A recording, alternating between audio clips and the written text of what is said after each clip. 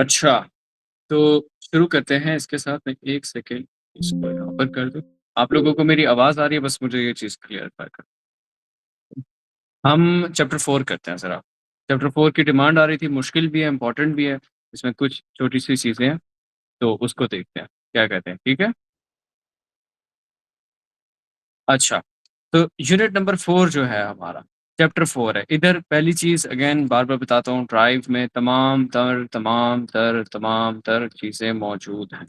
यहाँ अगर आप जाओ तो ये देखो भरी पड़ी है चीज़ों से, ठीक है? देख लो, सारी चीज़ें, सारे नोट्स, एमसीक्यूज़, एक्सरसाइज़ के सॉल्व्ड क्वेश्चंस ये देखें, यहाँ पर सारा कुछ मौजूद है, ठीक है? सारा कुछ मौजूद है। कभी जाके देखेंगे ये देख, ठीक है? सब कुछ मौजूद है। तो यहाँ से आराम से देख सकते हो, कोई भी चीज़ नहीं समझ आई। मेन चीज़ है कॉन्सेप्ट, फिर बंदा सवाल की तरफ मूव करता है, ठीक है? अच्छा। चलो जी, शुरू करते हैं। अच्छा, देखो किसी भी चीज़ मेरा काम रट्टा नहीं है क्योंकि रट्टा मारने के लिए नोट्स हैं। समझोगे है क्या अपनी वर्डिंग में भी लिख लोगे, ठीक है? अगर मैं शुरू करूँ, ठीक है? तो चैप्टर 4 का नाम क्या है हमारे पास? यहाँ पर चैप्टर 4 का नाम है हमारे पास रोटेशनल एंड सर्कुलर मोशन। अच्छा, मोशन की टाइप्स होती हैं, आपको पता है ट्रांसलेटरी है और भी बहुत सारी चीज़ें। इस चैप्टर के अंदर हम बेसिकली ऑब्जेक्ट का अपने एक फिक्स पॉइंट होता है एक्सिस, उसके अराउंड जो है ये देखिए, उसके अराउंड उसका स्पिन करना या टर्न करने को हम स्टडी कर रहे हैं बेसिकली, ओके? तो इस चैप्टर में ये गुफ्तगू है हमारी और इसी के इर्द-गिर्द ये चैप्टर बहुत इंपॉर्टेंट भी है, जिस तरह मैंने इसमें से इसके देखिए फार्मूला शीट्स भी हैं, ड्राइव में सब कुछ गिवन है। सर्कुलर मोशन के जो मेन है आर्टिफिशियल ग्रेविटी का नहीं याद दिया हुआ? अच्छा, उसका भी है, ये नियर पियर के नोट्स भी हैं, यहाँ पर देख लें।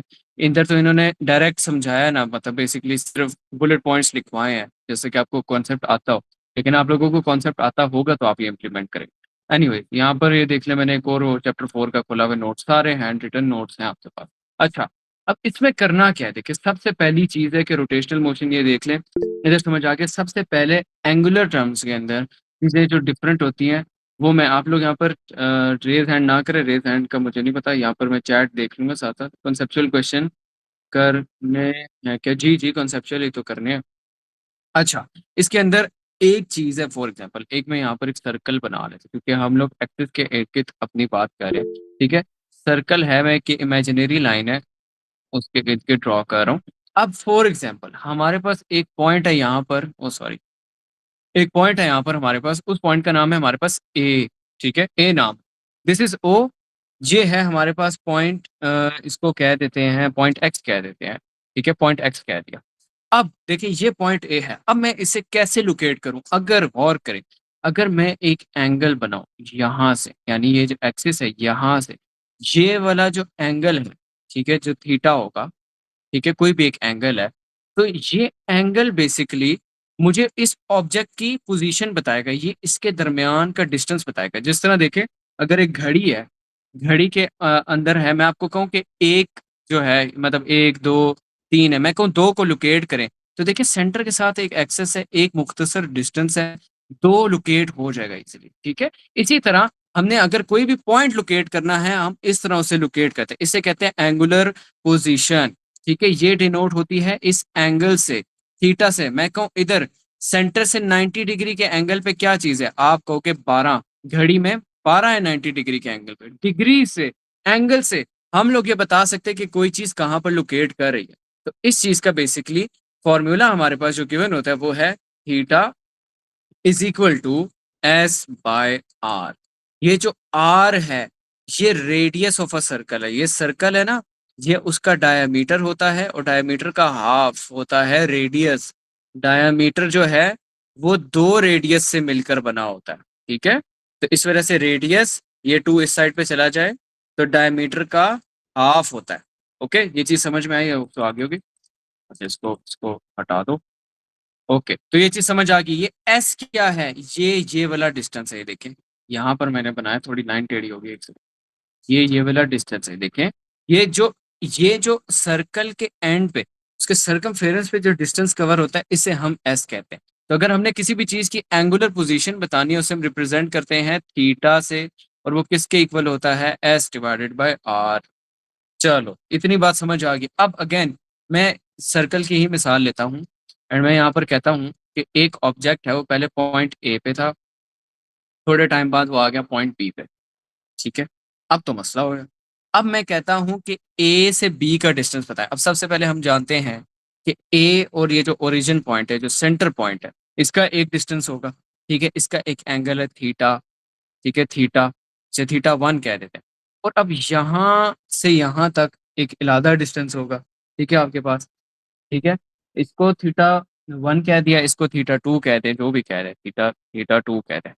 अगर मैं कहूँ, ठीक है, ये थीटा टू है, ग्रेटर है, इसको मैं अगर यहाँ पर मैं जरा साफ करके बनाता हूँ, ठीक है। यहाँ पर अगर आप देखें, ये बेसिकली हो क्या रहा है कि यहाँ पर एक ये एंगल है, एंगल नंबर टू, और एक ये एंगल है, एंगल नंबर वन। ये पॉइंट ए है, ये पॉइंट बी है। मैं कहता हूं मुझे ए से बी का डिस्टेंस निकालना है। तो मैं अगर इस बड़े वाले एंगल में से ये छोटा वाला एंगल माइनस कर दूं, तो देखिए मेरे पास वही डिसी बन जाएगी ना जगह। तो इतनी सी बात है। इधर भी हम ये कह रहे हैं, अगर हमने एंगुलर डिस्प्लेसमेंट निकालनी है, यानी कि देखें यहां से यहां तक का डिफरेंस, डिस्टेंस जो ऑब्जेक्ट ने कवर किया, वो निकालना है, तो हम क्या करेंगे, हम बड़े वाले एंगल में से छोटा वाला एंगल माइनस कर देंगे। यानी कि अगर हमने एंगुलर डिस्प्लेसमेंट निकालनी है, तो डेल्टा डेल्टा थीटा, डेल्टा का मतलब है चेंज होगा, ठीक है, theta final minus theta initial. बड़े में से छोटा एंगल निकाल दे, आपके पास डिस्प्लेसमेंट आ जाएगी। ओके, जी जी जी जी, मिल जाएगी, ठीक है, समझ आ गई। ओके, एंगल एंगल भी समझ आ गया और एंगुलर डिस्प्लेसमेंट भी समझ आ गया, ठीक है। एंगुलर है ये, नॉर्मल डिस्प्लेसमेंट नहीं है, ठीक है। अच्छा, नाउ अगला हमारे पास क्या है, कुछ चीजें आपने जो है ना मद्देनजर रखनी है। यहाँ पर एक बड़ा इंपॉर्टेंट कॉन्सेप्ट भी है और वो आगे यूज भी होगा। एक चीज मैं बताता हूँ कि अगर ये चीज अब याद रखनी है, कॉन्सेप्ट है, एक सर्कल है, उसका ये पॉइंट सेंटर है, ठीक है, ये चीज याद रखनी है, ये बहुत इंपॉर्टेंट है। एक पॉइंट है ए, ये उसका क्या है, रेडियस है, ठीक है। इसको पॉइंट में कुछ भी, मतलब इसको कुछ भी कह दे, छोड़े, ये पॉइंट ए से डी। अब मुझे याद, ये एक चीज आपने ध्यान रखनी है, मैंने आपको बताया जो सर्कल के आउटर लेयर पे जो डिस्टेंस कवर होता है उसे हम एस कहते हैं। यानी ये जो सारा डिस्टेंस कवर हुआ इस पॉइंट एक्स से ए तक का, ये क्या है, हमारे पास एस है। अगर तो ये वाला एस इक्वल हो जाए सर्कल के रेडियस के, यानी कि जितनी रेडियन की हाइट है इतनी ही एस की हाइट हो, तो क्या होगा, फिर हमारा जो एंगल बनेगा ना, थीटा बनेगा, वो इधर लिख देता हूं, थीटा बनेगा 1 रेडियन। ये याद रखना है। ओके, ये चीज याद रखनी है, आगे आएगा। समझ आ गई। अच्छा, इसमें अब देखना है क्या होता क्या। अब इसमें देखो, अब इधर वो रेडियन और डिग्री की कन्वर्जन आप लोगों को बेसिकली बता रहे हैं। मैंने बताया कि देखिए एक जो रोटेशन है, यानी यहां से शुरू होकर, आपको पता है ना सर्कल का इनसाइड एंगल क्या होता है, 360 डिग्री, ठीक है। ट्राइंगल का 180 डिग्री। एक revolution is equal to 360 degree कह रहे हैं। ये चीज तो बेसिक है, सबको पता ही है, ठीक है, इसको समझाने की जरूरत नहीं है। इसके आगे अब देखें, जितने, अब ये तो हमारे पास डिग्रीज आया ना कि एक चक्कर में कितने डिग्रीज है, डिग्रीज कितने थे हमारे पास, 360 डिग्री। लेकिन एक हमारे पास यूनिट होता है डिग्री, एक होता है रेडियन, ठीक है। अभी हमने डिस्कस किया ना कि थीटा 1 रेडियन हो जाएगा। तो एक हमारे पास होता है डिग्री, एक होता है रेडियन। एक चक्कर के अंदर, एक चक्कर के अंदर रेडियन कितने हैं, 2 पाई रेडियन, ठीक है। पाई क्या होता है हमारे पास, 180, उसको 2 से मल्टीप्लाई करें वही 360 बन जाता है, ठीक है। तो 12 रेडियन का भी समझ आ गया कि 2 पाई रेडियन होते हैं, क्योंकि आपको पता है ना एंगल और रेडियन में यही फर्क है, ठीक है। जिस तरह अगर हम लिखते हैं पाई/6, ये कोई मेरा ख्याल है 30 डिग्री बनता है, तो इसी तरह पाई 180 कंसिडर कर लेते हैं, ठीक है। ये चीज समझ आ गई, एंगल कन्वर्जन। अब इसमें डिग्री और ये भी हो गया। इसके बाद इसमें नेक्स्ट जो चीज है, सिर्फ डिग्री और रेडियन की कन्वर्जन है। अब आपने ये समझना है कि एक रेडियन कितने डिग्री के इक्वल होगा, कितने डिग्री के इक्वल होगा। ये वैसे कैलकुलेटर से भी आप आराम से निकाल सकते हैं, लेकिन मैं यहाँ बता रहा हूँ कैलकुलेटर बहुत मदद करेगा, आपकी बहुत मदद करेगा, जिस तरह मैथ्स में किया। अब ये चीज हमने याद रखा, देखें हमने कहा कि 2 पाई रेडियन किसके इक्वल है, 360 डिग्री। यानी एक सर्कल, एक कंप्लीट रेवोल्यूशन में 360 डिग्री होते हैं और 2 पाई रेडियन होते हैं, तो दोनों आपस में इक्वल है, ऐसा ही है। अब अगर मैं इस 2 पाई को यहाँ पर ले आऊँ, ठीक है, 2 पाई को मैं यहाँ पर ले जाऊँ तो पीछे क्या बचा, radian is equal to 360 degree divided by 2 pi. Okay हो गया। अब 2 पाई के इक्वल है। अब क्या होगा कि ये पाई हमें पता है, पाई की वैल्यू भी पता है, ठीक है। पाई की मैथमेटिक्स में क्या फिक्स वैल्यू, 3.14, ठीक है। 2 इसके साथ मल्टीप्लाई हो गया और 360 डिग्री ऐसे ही आ गया। अब अगर आप इसे कैलकुलेट करेंगे कैलकुलेटर पे तो आपके पास आंसर आएगा 57.3 डिग्री, यानी 1 radian is equal to 57.3 degree. ये भी डिराइव होगा, ठीक है जनाब। चलो नेक्स्ट अब हमारे पास जो है ये चीज होगी। अब एंगुलर टर्म्स में देखिए, वेलोसिटी आप लोगों ने पढ़ी भी है, डिस्प्लेसमेंट एक्सेलरेशन आप लोगों ने पढ़ी भी है, सिर्फ ये एंगुलर टर्म्स में उससे पढ़ना है, चीजें सेम है। वो आपको अगर नॉर्मल वाली आती है तो आपको पता है, ठीक है।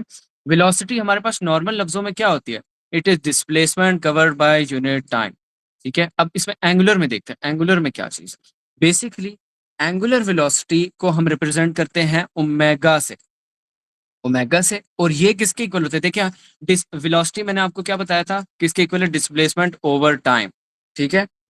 टाइम एज इट इज रहा, ठीक है, टाइम एज इट इज रहा। डिस्प्लेसमेंट हमने पढ़ी थी, एंगुलर डिस्प्लेसमेंट हमने पढ़ी थी, अभी किधर गई, ये रहे। डिस्प्लेसमेंट हमने पढ़ी थी, किसके इक्वल होती है, डेल्टा थीटा। तो यहाँ पर सिर्फ और सिर्फ डेल्टा थीटा लगाएंगे तो this is your angular velocity. Okay, समझ आ गई। चलो एंगुलर वेलोसिटी भी होगी। अब इसके यूनिट्स होते हैं, ठीक है। इसका यूनिट क्या है, इसका यूनिट है रेडियन पर सेकंड, रेडियन पर रेडियन सॉरी पर second, second minus 1 sorry, second इसका, ये थीटा को रेडियन में नापते हैं।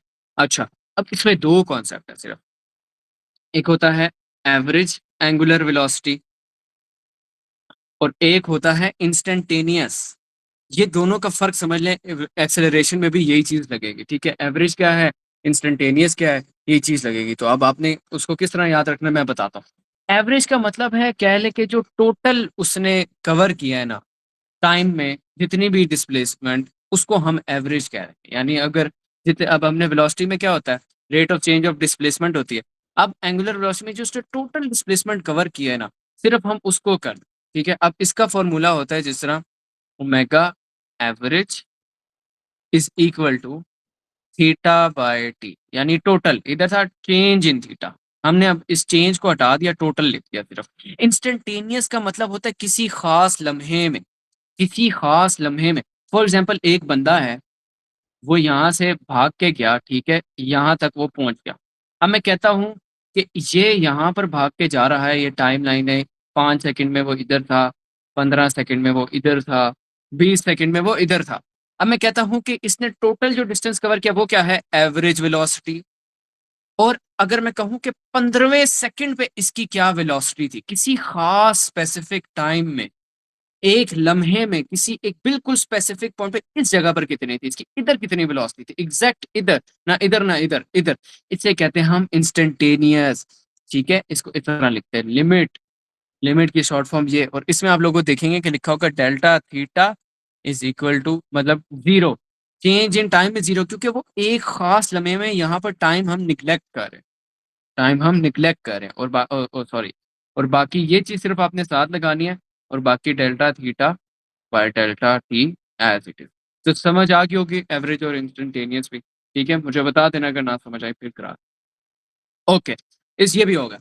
नेक्स्ट क्या है हमारे पास, एंगुलर एक्सेलरेशन, ठीक है। एक्सेलरेशन, एक्सेलरेशन होती है rate of change of velocity, ठीक है। वेलोसिटी क्या थी, rate of change of displacement, ठीक है।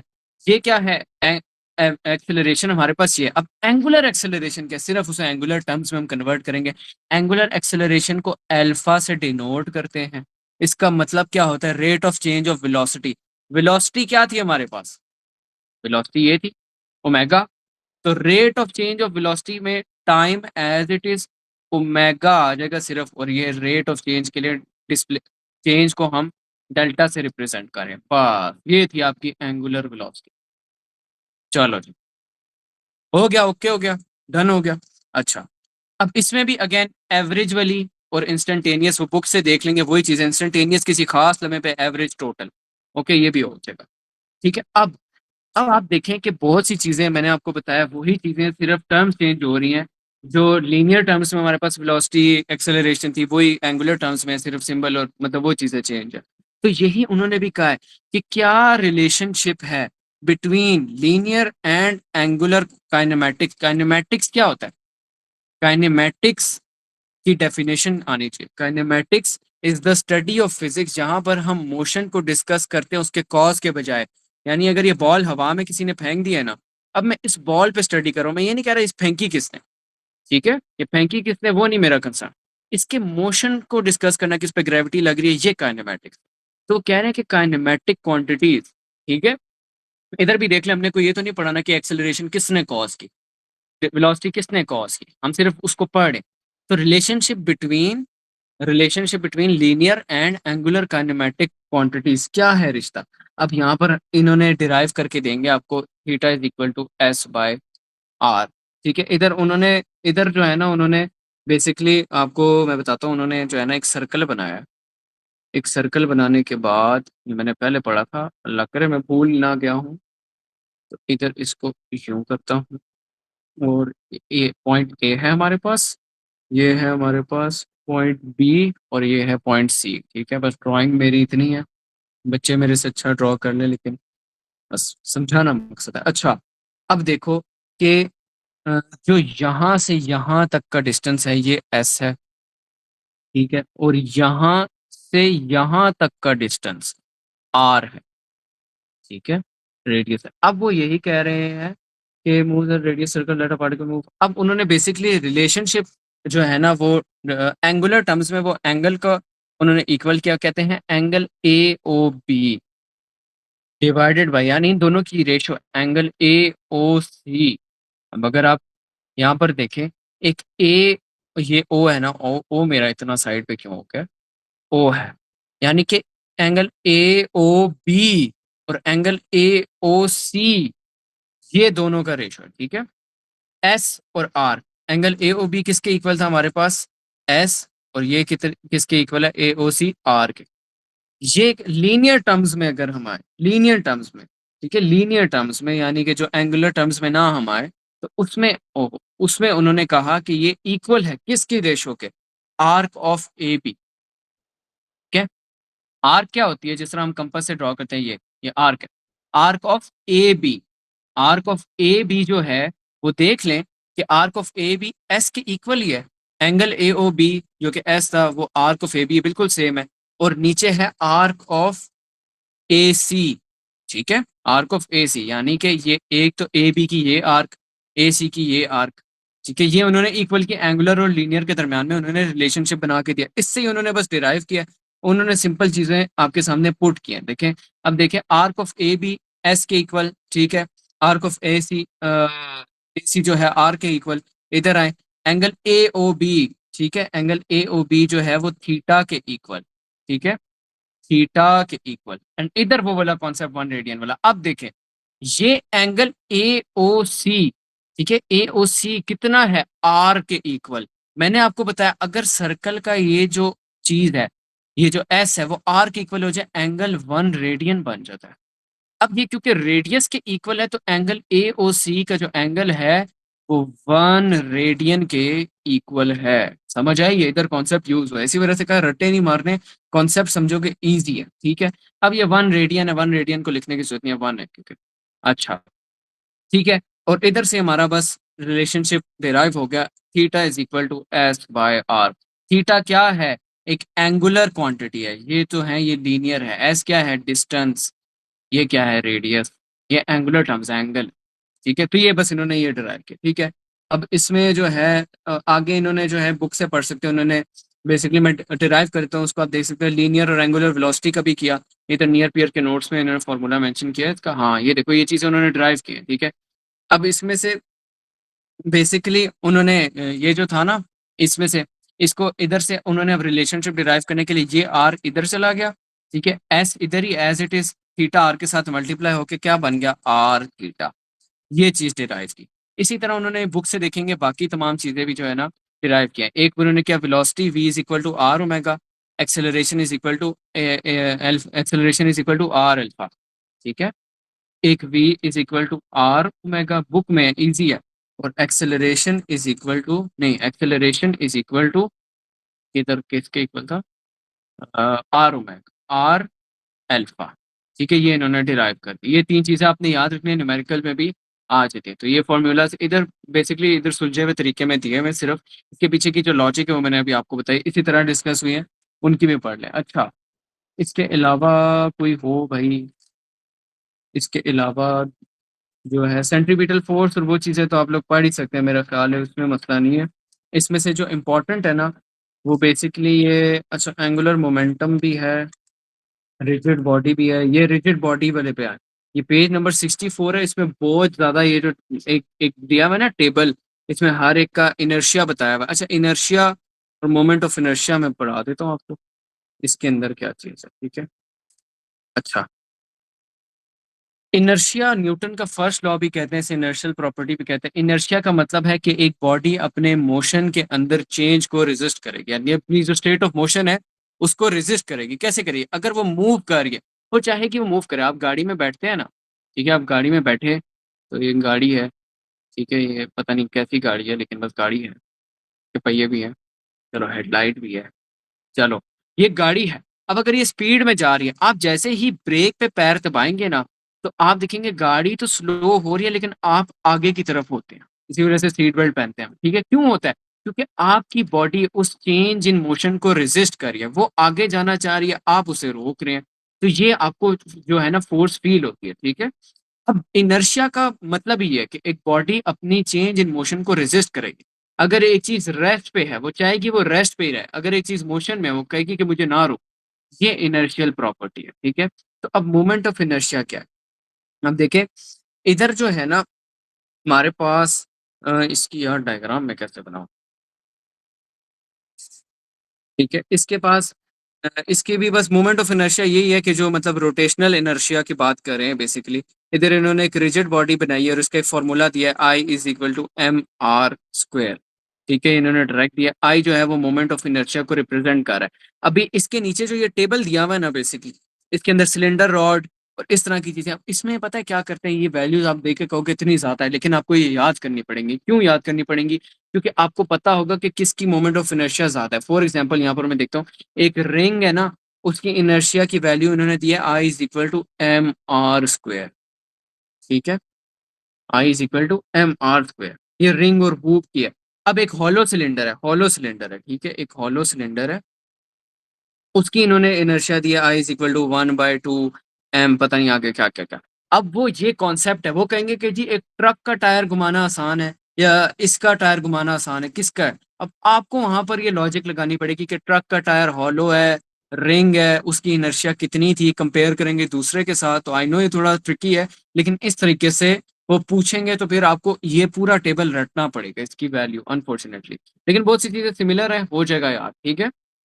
तो इसमें बाकी और इतना कुछ नहीं है न्यूमेरिकल में। मैंने बल्कि इसका कॉन्सेप्चुअल क्वेश्चन देखा था, इधर आपके पास अगर स्कॉलर की बुक है तो उसमें गिवन होगा, ठीक है। अब एक इनर्शिया की बात है पॉइंट मैथ के लिए, पॉइंट मैथ के लिए। अब इसको दो कॉन्सेप्ट को बस समझ लें। पॉइंट मैथ सर्कल का सेंटर है, ठीक है। पॉइंट मैथ के लिए उन्होंने दिया हुआ है L is equal to I omega, ठीक है, आई ओमेगा दिया हुआ है। इसकी डेरिवेशन देख लें, डेरिवेशन में टाइम लगता है। बेसिकली पॉइंट मैथ के लिए क्या है, क्योंकि वो एक पॉइंट मैथ है, उसकी बात है, ठीक है।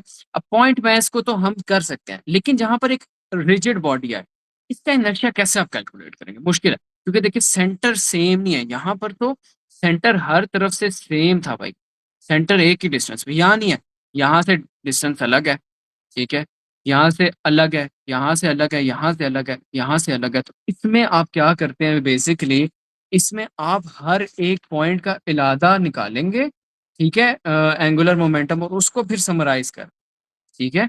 कैसे करेंगे कि यहाँ का आप इलादा निकालेंगे, यहाँ का इलादा निकालेंगे, यहाँ का इलादा निकालेंगे, यहाँ का इलादा, जितने भी पॉइंट्स आपको नहीं पता, इस वजह से इसका फॉर्मूला देखें, L net is equal to, अब इसमें ये सिग्मा वाली चीज समझना, ये सिग्मा का साइन होता है। सिग्मा का मतलब होता है सबमिशन, बहुत सी चीजों को सम अप कर देना। इसके अंदर क्या होगा, देखिए इधर इन्होंने आपको कहा है कि आई स्टार्ट होगा 1 से और कहाँ तक जाएगा, आई जाएगा एन तक, यानी जितने भी नंबर ऑफ ये बने आपके पास, किधर गया सॉरी, जितने भी ये नंबर है यानी 1 2 3 4 जितने भी हुआ वो n की जगह लेगा और फॉर्मूला बाकी MI/RI²। ठीक है। अब इसमें बेसिकली आप लोगों का क्योंकि देखिए इसमें आपको कैलकुलेट करना पड़ेगा इलादा ऐसे कि L1 जो था वो M1R1² ओमेगा 1 के इक्वल था। L2 जो था वो किसके था M2R2² ओमेगा 2 का स्क्वायर। तो हमने इसको समराइज कर दिया बेसिकली। हमने इसको समराइज कर दिया इसमें कि ये 1 2 की बजाय आप आई रखो। ये समझ आ गई होगी कि आई पहले 1 होगा चलता जाएगा 1 के बाद 2 3 4 n तक जितने भी नंबर हुए उसको। ये सबमिशन का काम होता है टू समराइज। ऐसे तो आप लिखते रहो कि इतना ज्यादा ये तो कभी खत्म ही ना हो। ठीक है। समझ आ गया। इसके अलावा इसमें एक फ्लाई व्हील। हाँ फ्लाई व्हील क्या है ये देख लो। फ्लाई व्हील का काम होता है फ्लाई व्हील एक ऐसी डिवाइस है जो अपने अंदर एनर्जी स्टोर करती है। ठीक है। अपने अंदर क्या स्टोर करती है एनर्जी। जब भी इसको हम घुमाते हैं इसके अंदर एनर्जी स्टोर हो जाती है। ठीक है। ये बहुत सी जगहों में जो है वो मतलब यूज होता है इंजन्स के अंदर मशीनरी के अंदर। इसकी ना शक्ल इस तरह की होती है मैं आपको दिखाता हूँ। इधर हम तो हमारे पास ये देखिए फ्लाई व्हील है। इसकी अगर कोई ये बहुत बड़ा होता है इधर ये देखिए अब ये लगा हुआ है फ्लाई व्हील। ये अपने अंदर एनर्जी स्टोर ये घूमता है ना इसके अंदर एनर्जी स्टोर होती है बाद में वो एनर्जी आप यूज कर सकते हैं। ठीक है। इस तरह का होता है फ्लाई व्हील। इसके देखिए ये बने हुए हैं, ये घूमता है अपने अंदर एनर्जी स्टोर कर लेता है। ठीक है। क्योंकि वो घूमेगा फिर वो घूमता रहेगा इससे रुकने में टाइम लगेगा एनर्जी देगा। ठीक है। फ्लाई व्हील भी हो गया। इसके अलावा इसमें कुछ और हो। हाँ आर्टिफिशियल ग्रेविटी एक। अच्छा एक सवाल है आप लोगों से ये चीज का जवाब देना। अर्थ है हमारे पास। ठीक है। अर्थ है हमारे पास। अर्थ के अंदर हमें हमें पता है कि हम ग्रेविटी की वजह से चिपके हुए हैं। अब अगर एक एस्ट्रोनॉट है यहाँ पर ठीक है बाहर के स्पेस में है ये क्या इस पे ग्रेविटी अप्लाई होगी कि नहीं मुझे इसका जवाब दो। जवाब दें क्या एस्ट्रोनॉट पे ग्रेविटी अप्लाई होगी या नहीं होगी। बताएं बताएं बताएं। नहीं। नो। नो। नहीं। अच्छा आप सब गलत है। कैसे गलत है बचपन से तो हमने ये सीखा कि अर्थ पे मतलब ये जो एस्ट्रोनॉट है उस पे ग्रेविटी अप्लाई नहीं होती है। हमने तो ये सुना क्योंकि वो अर्थ के बाहर है। ऐसा ही है। तो नहीं होगी अप्लाई ग्रेविटी। लेकिन आप लोग गलत हैं। असल में अर्थ की ग्रेविटी सिर्फ यहाँ तक की नहीं है। अर्थ की ग्रेविटी की फील्ड बहुत बड़ी है। इसी वजह से तो देखिए ये जो सैटेलाइट है सैटेलाइट है ये देखें ये अर्थ के इर्द गिर्द कैसे घूम रहा है। हमारा प्लेनेट है ना अर्थ ये सैटेलाइट है कि इसके इर्द गिर्द क्यों घूम रहा है क्योंकि अर्थ इस पे ग्रेविटी लगा रही। तो ग्रेविटी की वजह ये इधर जाने की कोशिश करता है ठीक है ये सीधा जाने की। अर्थ इसे यहाँ पर खींच लेता है। तो ये यूं इसके इर्द गिर्द घूमता रहता है। तो ग्रेविटी की वजह से हो रहा है। आप कह रहे हैं एस्ट्रोनॉट पे नहीं लगती। असल में एस्ट्रोनॉट के ऊपर एस्ट्रोनॉट जो कहते हैं ना हमने अब आप कहोगे सवाल है एस्ट्रोनॉट की वीडियो नहीं आती है कि वो मतलब पानी फेंकते हैं पानी ऊपर उड़ रहा है वो मतलब हवा में ही झूम रहे हैं उन पे तो वो ग्रेविटी नहीं लग रही है। हमने यही चीज पढ़ी है। असल में दिस इज द कॉन्सेप्ट जो वो आपको फिजिक्स की किताब में भी बता रहे हैं कि ये लैक ऑफ ग्रेविटी नहीं है। ग्रेविटेशनल फील्ड तो यहाँ पर भी एग्जिस्ट करती है। एस्ट्रोनॉट देखो अर्थ जो है वो हमारे सूरज के इर्द गिर्द रिवॉल्व करिए क्यों करिए क्योंकि सूरज की ग्रेविटी ने उसे खींचा हुआ है वरना तो अर्थ चली जाती दूर। सूरज की ग्रेविटी ने उसे बाउंड किया हुआ है लेकिन अर्थ नहीं गई। क्यों क्योंकि ग्रेविटी है। देखिए सूरज की इतनी दूर तक ग्रेविटी आ गई अर्थ की भी तो अपनी एक ग्रेविटेशनल फील्ड है उसके अंदर वो भी ग्रेविटी से आप लोगों को अट्रैक्ट कर रहे हैं चीजों को। तो अब बेसिकली जो एस्ट्रोनॉट्स चीजें फील करते हैं ना यानी वो ग्रेविटी नहीं फील करते इस फिनोमिना को हम कहते हैं वेटलेसनेस। वेटलेसनेस। अगर एक एलिवेटर है ना एक लिफ्ट है ठीक है उसमें एक बंदा है ठीक है। एंड अब क्या होता है ये लिफ्ट एकदम से टूट जाती है ठीक है टूट जाती है। ये लिफ्ट अब बहुत स्पीड से नीचे आती है ठीक है बहुत ज्यादा स्पीड से नीचे आ रही है ये स्पीड। अब क्या होगा कि ये बंदे को जो एक अफेक्ट फील होगा वो होता है वेटलेसनेस। इसको अपना वजन नहीं फील होगा ये इतनी जल्दी नीचे आ रहा होगा कि इसको अपना वजन नहीं फील होगा। अगर ये बंदा इस टाइम पर अगर एक सेब अपने हाथ में रखे ठीक है इस बंदे ने एक सेब अपने हाथ में रखा, ये दोनों लिफ्ट में हैं और ये दोनों इक्वल स्पीड से नीचे जा रहे हैं, तो आप देखेंगे कि सेब नीचे नहीं जाएगा। हालाँकि ग्रेविटी एक्ट करे, सेब भी नहीं नीचे जाएगा, बंदा जहाँ पर सेब छोड़ेगा, सेब वहीं पर ही रुक जाएगा। This is known as weightlessness, यहाँ आइंस्टाइन ने डिस्कवर की थी शायद। इधर आपकी बुक में भी इवन उन्होंने कहा है the term zero gravity is used incorrectly. Weightlessness है ये। एस्ट्रोनॉट्स भी जब इतनी दूर जाते हैं ना, तो वो वेटलेसनेस फ़ील करते हैं, ठीक है? क्योंकि इतनी दूर अर्थ की ग्रेविटेशनल फ़ील्ड ज़्यादा है, वहाँ पर ग्रेविटी कम हो जाती है, ये बात ज़रूर है, उसकी उतनी कशिश नहीं रहती है, लेकिन ग्रेविटी वहाँ पर भी होती है। जिस तरह ये जो इतनी स्पीड से लिफ्ट के जाने की वजह से आपको वेट अपना फ़ील नहीं हुआ, इसी वजह से सैटेलाइट की स्पीड की वजह से भी नहीं फ़ील होता। अब इसका हल क्या है?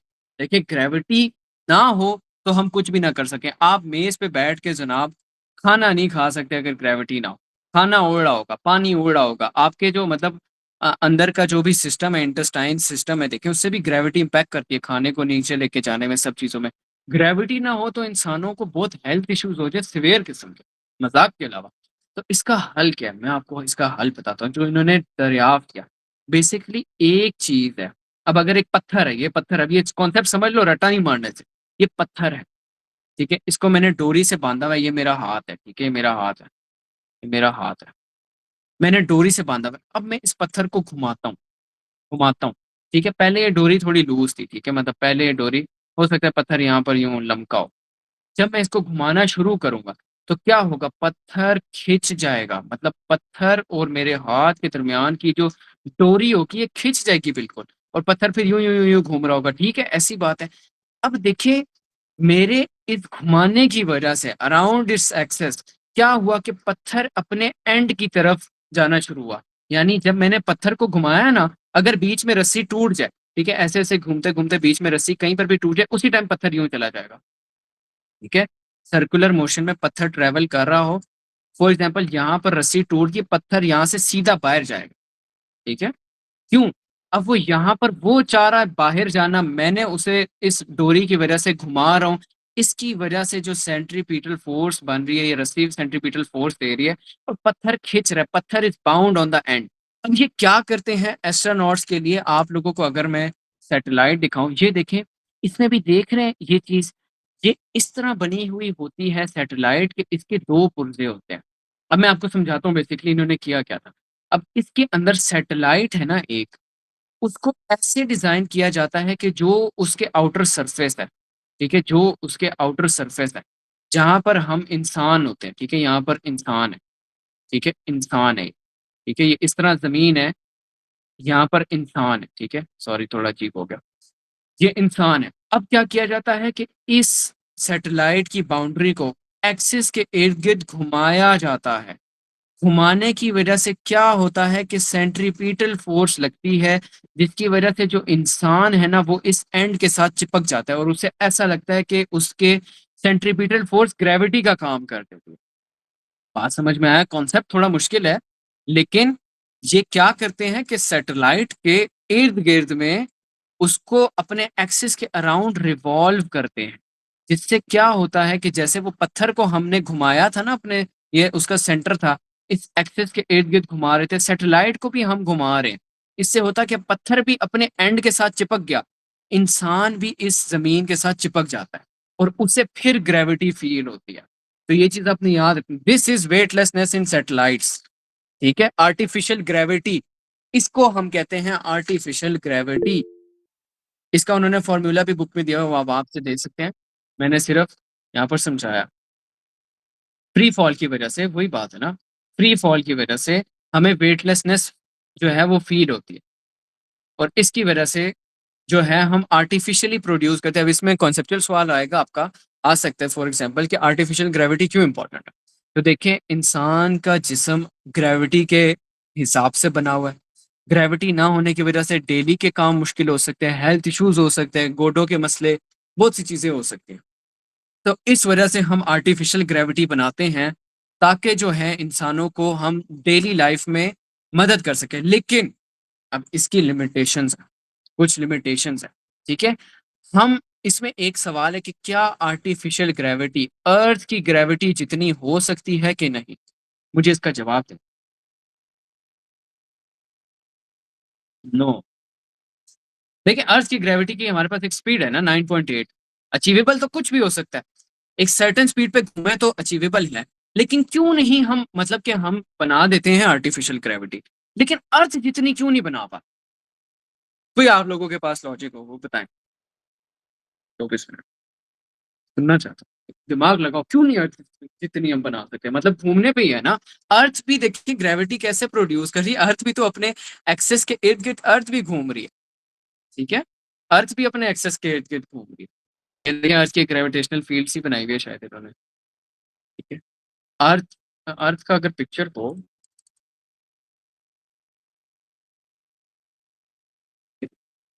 ये देखिए अर्थ भी अपने एक्सेस के इर्द गिर्द घूमती है, तो अर्थ भी प्रोड्यूस कर रही है। ठीक है, लेकिन हम क्यों नहीं कर सकते? Lower level of more artificial gravity more practical to, बिल्कुल शाबाश। अब बेसिकली देखिए अर्थ का मैस बहुत ज्यादा है एक सैटेलाइट के मैस से। अर्थ की स्पीड बहुत ज्यादा एक सैटेलाइट के हवाले से। अर्थ के मैस अचीव करने के बाद और अर्थ की स्पीड अचीव करने के बाद वो 9.8 की ग्रेविटी बना रही है। आर्टिफिशियल जो ग्रेविटी बन रही है एक सैटेलाइट की, वो तो छोटू सी सैटेलाइट है। उसका ना तो इतना मैस है, ना तो इतनी उसको स्पीड है। अब क्यों नहीं है? क्योंकि देखिए हम क्यों कम ग्रेविटी पे गुजारा कर लेते हैं, क्योंकि अगर हम 9.8 को लेना, हमने अर्थ जितनी ग्रेविटी बनानी है, तो हमें मैस भी चाहिए होगा और स्पीड भी ज्यादा चाहिए। अगर आपको पता है कि अगर एक चीज को ज्यादा जो है मतलब गाड़ी है ना, अगर आप हल्की स्पीड पे चलाते हो आपको अच्छी एवरेज देती है, आप तेज कर देते हो वो कम एवरेज देती है। क्यों करती है? जब आप स्पीड बढ़ाओगे फ्यूल कंजप्शन ज्यादा हो। ये इन्होंने बिल्कुल सही बात की, ये देख ले, consume less energy in resources और ज्यादा प्रैक्टिकल है टू अचीव। सिंपल बात है। एक तो हमारे पास इतने बड़े मैस, हम इतने भारी मैस की अगर सैटेलाइट बनाए, उसको घुमाना और मुश्किल हो जाएगा, और घुमाने के बाद उसको और तेजी से घुमाना और मुश्किल होगा। इस वजह से हम अर्थ जितनी ग्रेविटी आर्टिफिशियली अचीव नहीं कर सकते। आई होप सो कॉन्सेप्ट समझ आ गया। ये इस तरह के सवाल पूछते हैं फेडरल वाले। ज्यादा आप देखेंगे कि फेडरल में व्हाट नहीं होता, पूछेंगे व्हाई, क्यों, डिस्क्राइब करो क्यों हुआ ये, कैसे होता है। तो आई होप सो के सारे कॉन्सेप्ट जो हैं मैंने चैप्टर 4 के समझा दिए। इसके देखें यहाँ पर ये नोट्स हैं, मैंने जो मतलब मुश्किल कॉन्सेप्ट है वो समझा दिए, इजी वाले तो देख लिए। एंगुलर टर्म्स में इक्वेशंस ऑफ मोशंस हैं, ये तमाम चीजें देखें, वेटलेसनेस, ये सब कुछ है। फ्री फॉल की वजह से वो no for normal force sensation of weightlessness artificial gravity rotating space station centripetal force mimics gravity. ये मेरी बात याद रखें। एक और चीज, सेंट्रीपिटल फोर्स कोई असल में फोर्स नहीं है। ये कोई ऐसी फोर्स नहीं मुझे दिखाएं कि ग्रेविटेशनल फोर्स है। सेंट्रीपिटल फोर्स क्या है? सेंट्रीपिटल फोर्स एक मास की तरह है, एक मास की तरह है जो डिफरेंट फोर्सेस पहन लेती है। कभी ग्रेविटी सेंट्रीपिटल फोर्स का काम कर लेती है, कभी अब वो पत्थर में जो डोरी की मिसाल थी, पत्थर को जो सेंट्रीपिटल फोर्स आपको ऑर्बिट में रखती है, अब इधर ये ऑर्बिट में रखने का काम ये स्ट्रिंग के अंदर मौजूद टेंशन कर रही है। कभी टेंशन सेंट्रीपिटल फोर्स की शक्ल ले लेती है, कभी ग्रेविटी। सेंट्रीपिटल फोर्स सिर्फ एक मास है जो दूसरी फोर्सेस पहन रही है। ये बिल्कुल इट्स मेड अप ऑफ ये मिमिक करती है। ठीक है, आई होप सो ये भी हो गया। और कोई इस चीज में रहता हो चैप्टर में, ये यहाँ पर मैंने आपको बताया, ड्राइव में आप लोग देखेंगे देखेंगे सेंट्रीफ्यूज फोर्स भी होती है एक, ठीक है, और एक सेंट्रीपिटल फोर्स है, इसको पढ़ लेना, इसकी एग्जांपल है वो वाली घुमाने वाली, वो सिंकिंग पार्टिकल्स वाली। एंगुलर मोमेंटम, यही चीज़ है, ये वो है product of inertia and angular velocity, ये भी हमने पढ़ लिया। ये मोमेंट ऑफ इनर्शिया, ये भी हो गया। और कुछ है इसमें, सेंट्रीपिटल फोर्स का ये फॉर्मूला होता है, ये भी सबको पता है। Torque torque torque, turning effect को टॉर्क कहते हैं, टर्निंग इफेक्ट को टॉर्क कहते हैं, ऑब्जेक्ट का अपने एक्सिस के इर्द गिर्द मुड़ने को हम टॉर्क कहते हैं। टॉर्क का फॉर्मूला आपने याद रखना है, यहाँ पर है, गिवन भी है ये, यहाँ पर मैं लिया पेस्ट कर, ये है आर एफ। अब आर एफ साइन थीटा क्यों आया? क्योंकि torque is equal to R cross F. आपने चैप्टर नंबर 1 में या पता नहीं 2 3 में होगा, क्रॉस प्रोडक्ट पढ़ा होगा। A cross B is equal to A B sine theta. A dot B is equal to A B cos theta. बात समझे? तो अब इधर जो ये साइन थीटा लगा है ये इस वजह से क्योंकि ये क्रॉस प्रोडक्ट है आर और एफ का। ठीक है, तो ये भी हो गया। और कुछ है? एग्जैक्टली, शाबाश, आप लोगों को यार कॉन्सेप्ट तो आते हैं सारे, फिजिक्स में इतना डरते हो, सब कुछ तो आता है माशाल्लाह से। I am very impressed.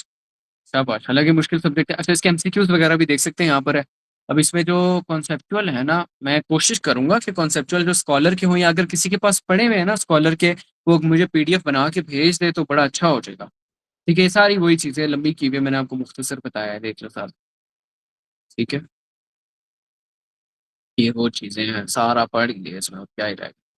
भाई मोहम्मद मुगल जी, ये ठीक है जी, वाटर मार्क देकर सारे लगाते हैं, शाबाश।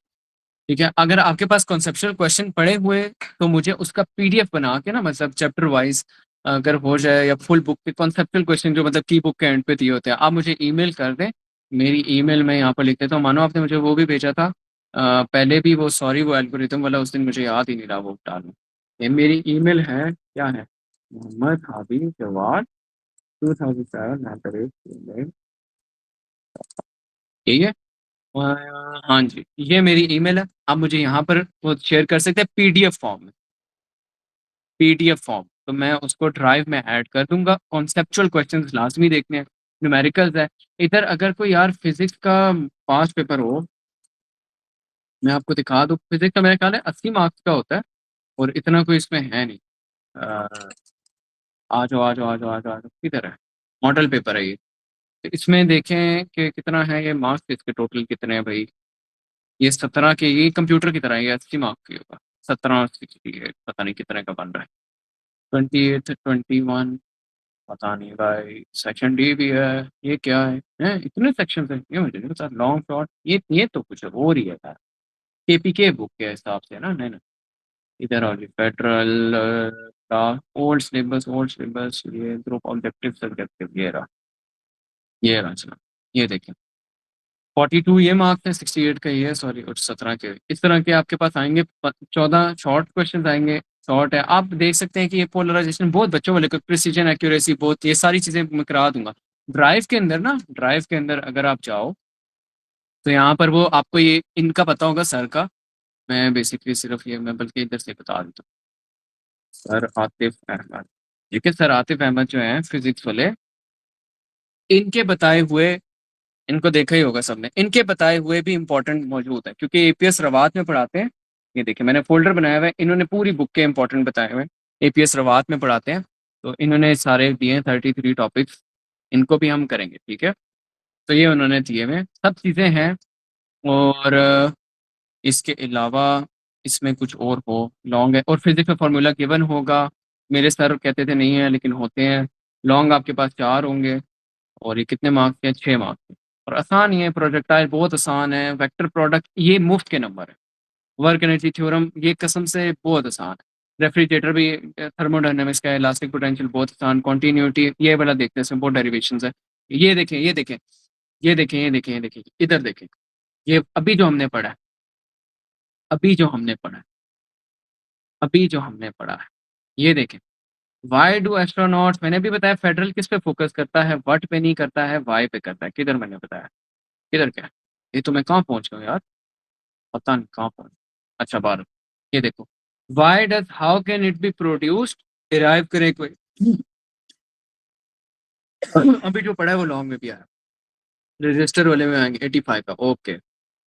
हाँ, वाईटी पे अपलोड होगा, वाईटी पे अपलोड होगा। ये मैं रिकॉर्डिंग कर रहा हूँ उसके ऑफिस पे, यस होगी। ठीक है, तो एवरीवन, ये मैंने चैप्टर 4 समराइज कर दिया। बीच में जो डेरिवेशंस है और वो है, वो बहुत इजी हैं, वो आप समझ सकते हो, उसमें कोई भी कॉम्प्लेक्स चीज़ नहीं है इस वजह से। उसमें टाइम बहुत लगता था। मैंने कॉन्सेप्ट बेसिकली समझाया कि चीज़ें जो मुझे आती हैं, अगर कोई और भी हुआ तो बताना, हम कर लेंगे। आखिरी वाले चैप्टर्स को ना छोड़ना, जिस तरह वो जो क्वार्क्स वाला चैप्टर है, और जो रिलेटिविटी वाला है, वो मैंने यार इस पर लेक्चर भी दिए हुए हैं वैसे। मुझे एक सेकंड खोलने दो यूट्यूब चैनल ना। तो लेक्चर वगैरह भी मौजूद है इधर, पहले से भी मौजूद है। इधर मैं इस टैब पे ले आता हूँ, ये तो आपको शो ही नहीं होगा। इधर देखें तो, ये देखें, इधर आएंगे ना, इधर ये प्लेलिस्ट बनी होगी, प्लेलिस्ट में पहले भी कहीं पर, हाँ ये देखो, कुछ ना कुछ हुआ हुआ है, कुछ चीज़ें हुई हुई है। देखो, चैप्टर 1 हुआ हुआ है, 3 हुआ हुआ है, 2 हुआ हुआ है, 13 भी हो गया है, 7 भी हो गया, 14 भी हो गया, सब कुछ हो गया। अब क्या रहता है, तो हो चुका है। ठीक है, तो फिर बाकी हम बाद में देखते हैं। अभी मैं क्लास एंड करता हूँ। आई होप सो आप लोगों को समझ आ गई होगी। कोई भी क्वेश्चन होता है तो आप लोग पूछ सकते हैं, इसके कमेंट सेक्शन में भी होगा। तो मिलते हैं फिर अगली दफ़ा। ये देख लो, ये आया हुआ लॉन्ग में आया हुआ। This is an important question. Artificial gravity इसमें से इम्पॉर्टेंट है। इसमें से मैंने निकाला था, किधर गया यार, जो निकालता हूँ मैं पता नहीं कहाँ रह जाते इसमें ये चीज़ें हैं। इधर ये, इधर फॉर्मूला कम दिया हुआ है, उसके नहीं दिए तो वो आप लोगों ने देख लेनी। आर्टिफिशियल ग्रेविटी और वेटलेसनेस ये बहुत इंपॉर्टेंट है इसमें से। ये आपने याद रखना है। ये न्यूमेरिकल के लिए, न्यूमेरिकल आप लोग देख सकते हैं, किधर गया यार। न्यूमेरिकल के चॉइस में ना न्यूमेरिकल ही आता है, मैंने जहाँ तक देखा है। ये देखो, ये न्यूमेरिकल, ये न्यूमेरिकल। ठीक है, और भी कोई हो पता नहीं, इसमें तो बड़े कम दिए हुए हैं, लेकिन न्यूमेरिकल के चॉइस में न्यूमेरिकल आता है तो न्यूमेरिकल्स भी हम कर लेंगे इंशाल्लाह। कैलकुलेटर बड़ी मदद करेगा। ये डिग्री कन्वर्जन सारा कैलकुलेटर का काम है। उसके अलावा ये जो शॉर्ट क्वेश्चन है ये बहुत आसान है। ये भी इतना आसान है। डॉपलर इफेक्ट बहुत इंपॉर्टेंट है, ये भी आ गया। ये सब चीज़ें आहिस्ता आहिस्ता करते हैं। फिजिक्स सिर्फ इस वजह से करा रहा हूँ, उर्दू में 4 छुट्टियां हैं, 2 छुट्टियों में ना इनमें से फिजिक्स करो। ठीक है, अभी चैप्टर 4 किया है, इसको करो। अभी 11:30 हो रहे हैं। और इसके बाद मतलब कि जो भी आपका अलग चैप्टर हो ना, आधी बुक में कहते हो 14 चैप्टर हैं यार असल में। 7 चैप्टर तो कर ही लो। इसी तरह इजी वाले कर लो, बेशक कर लो। फिर फिजिक्स की जो छुट्टियां होंगी, अब देखो कब है पेपर। उर्दू का है मंडे को और सैटरडे को है। देखिए मंडे को आएंगे, आप थके हुए होंगे। ट्यूसडे से लेकर Friday, Tuesday Wednesday Thursday Friday, 4 छुट्टियां ही बन रही है एक तरह। तो टाइम कम है, इस वजह से फिजिक्स का कहा। फिजिक्स ज्यादा है, इसको साथ साथ करो। उर्दू तो यार आसान है, उर्दू शाम में क्या करें, दिन में फिजिक्स करें। तो अभी मैं चलता हूँ, आप लोग बाकी चैप्टर्स करें अपना। इस पे आते हैं चैप्टर 9। इसका यार चैप्टर 9 में जो है मैंने डाला हुआ नहीं है इसका। अच्छा, ये मैंने रिकॉर्ड किए हुए इनके मेरे पास जो भी लेक्चर्स है ना, ये मेरे पास रिकॉर्ड है। मैंने वो अपलोड नहीं किया, रिकॉर्डेड पड़े हुए हैं। मैं वो अपलोड कर देता हूँ। चैप्टर 9 का भी पड़ा हुआ है, आप उसको भी देख सकते हैं। ठीक है, सारे कॉन्सेप्ट उसमें भी समझाए। तो मिलते हैं अगली वीडियो में। और अगर कुछ ना समझ हुआ है तो विल सी। तब तक के लिए अपना ख्याल रखें। अल्लाह हाफिज। किधर गए, तो एंड ही नहीं हुआ जी सबके।